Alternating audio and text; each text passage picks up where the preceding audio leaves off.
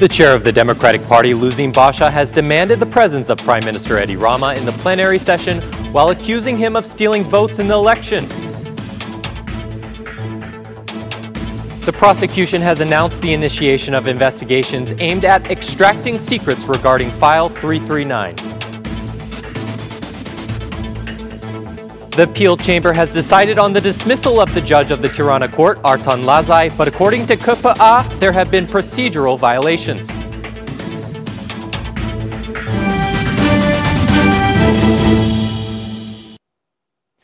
Good evening. It's 6 o'clock on Thursday, the 31st of January 2019. Welcome to the English edition of Aura News. My name is Oliver, and I'm here to bring you the day's top stories from across the country, translated into English. It has been quite the day as we turn our attention to the plenary session that was held earlier this morning. A sudden flurry of accusations where Socialist and Democrat leaders gathered before Parliament. The beginning of the session did not go as smoothly as the Democratic Party immediately demanded its termination as opposition leaders expressed their outrage, calling upon the Prime Minister to be present in order to provide explanations for the allegations made by the Voice of America over electoral fraud. Democratic Party Chair Luzin Basha started off by reprimanding his opponents by stating, "You don't know what you're talking about. You don't know what you're doing because you don't even know why you're here. Half of you are here not because of your votes and political opponents, but you're here because of a group of criminals brought you here to serve their interests. It's been 5 years since the Democratic Party has denounced the stealing of votes, and now what we have said is factual. Everything we said beforehand was published and broadcasted by the most prestigious medias in the country and around the world, the Voice of America. You pretend that nothing has happened while the leader of your party is proven to have annihilated the election. No wonder Edi Rama does not try to come here today. We cannot pretend that today we are in a normal session and that we are following normal parliamentary procedures." Basha then ended his speech by calling for an early termination of the parliamentary session, stating, "The first thing that should happen in this session is it should be stopped. After that, then hypocrisy will end."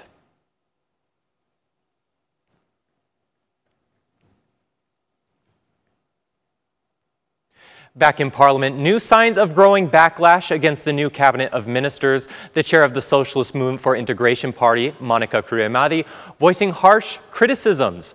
Her speech to Parliament was anything but reassuring as she lambasted the new Minister of Finance, claiming her job is the cleansing of Prime Minister Edi Rama's dirty money. She went on to address Taulant Bala, saying that she would be more proud if it were him as minister, despite the big elephant in the room that he himself is a former socialist, stating, "You could be a minister and I would be very proud of you being in such a position, even with all the baggage you carry.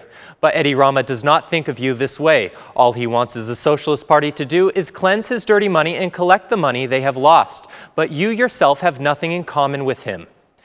Meanwhile, the SMI chair continued with her charged accusations against the new Minister of Finance and Economy, Anila Denai, saying, "You have to accept a very difficult position indeed. So are you ready to sacrifice your children for Edi Rama?"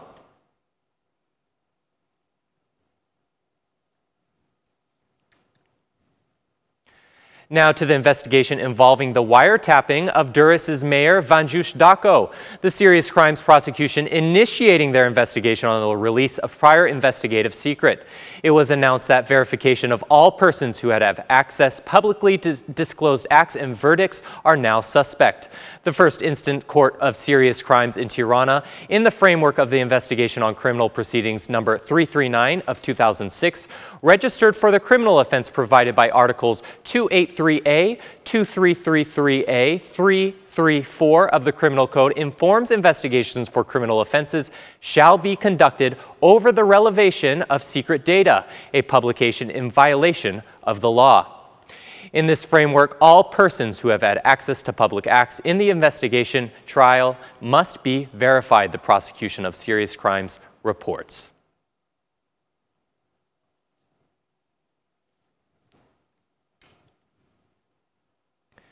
The former Tirana court judge Artan Lazaj has lost the battle in a second instance of the appeal chamber, KPA. Although the trial panel has acknowledged his complaints over a procedural violation in the case of Commissioner Bekteshi, he was again dismissed on the argument that through the investigation by the appeal chamber, inaccuracies relating to his property were discovered, the same conclusion which had emerged from the Independent Qualification Commission. From the financial analysis carried out between 2003 and 2016, results from the investigation show that the income he reported was insufficient, considering his wealth and expenditures he has done. The appeal chamber decided upon the annulment of the decision by the Independent Qualification Commission and the dismissal of Artan Lazaj from his post, stating a judge by the Tirana District Court. But this decision was called unlawful by the lawyer of Judge Lazaj, Sokol Hazizai. In a statement released after the hearing, the lawyer said he would address the Strasbourg court as the only way to reject the verdict. The KPA decision is totally illegal, stated Hazizai. Former judge of the Tirana court, Artan Lazaj, was dismissed from the Independent Qualification Commission only as it related to property criteria, while the other two components relating to his professional skill set and professional integrity were not taken into consideration.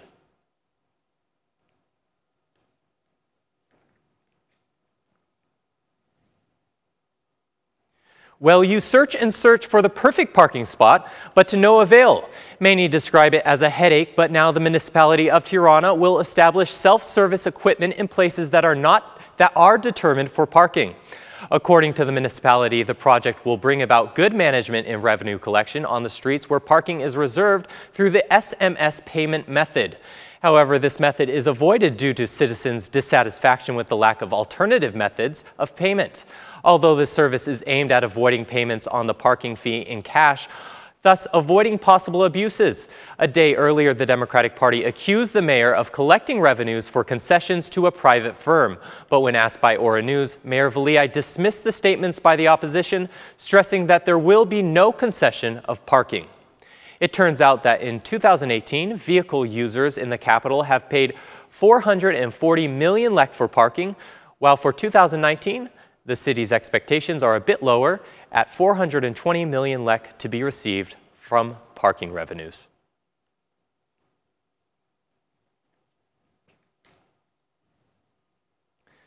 Moving on now to the Faculty of Social Sciences, the lecture hall has moved to the corridor while guests and students alike have decided to sit down and discuss many topics relating to the university and boycott. Earlier today, Fatos Lubanaya discussed the past and the present regarding institutions of higher learning while telling students that they are a good example for all of us. But students have not backed down, many saying that they will continue the boycott at least until February 1st after the decision by the university lecturers who will be gathered in the assembly. Meanwhile, the boycott by university professors also continues at the Faculty of History and Philology, students expressing their support while also acknowledging the unraveling situation in the university system.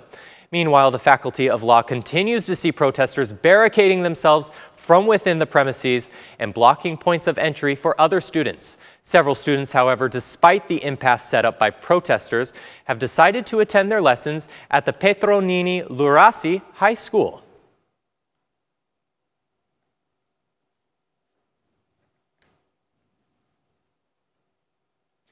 A winter storm came crashing down again last night. Across the country, people are shoveling out, where in spots as much as 30 centimeters of snow have been recorded.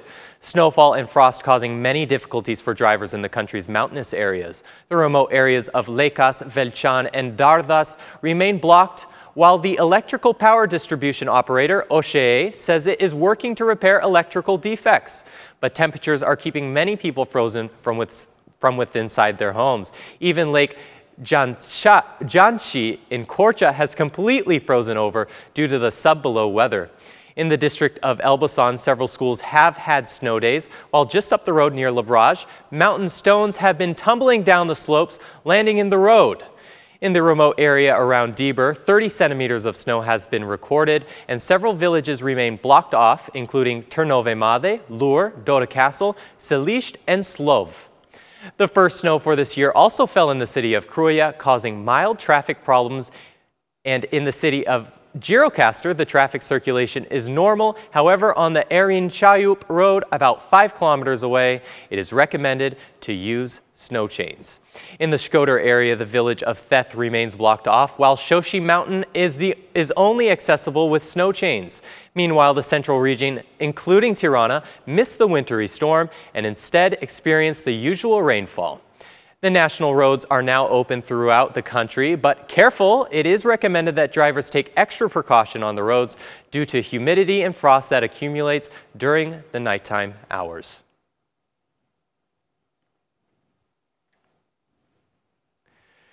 And that's the news across the country today. Thank you for watching our English edition this evening, and be sure to join me again every Monday to Saturday at 6 p.m. for the latest news from Albania.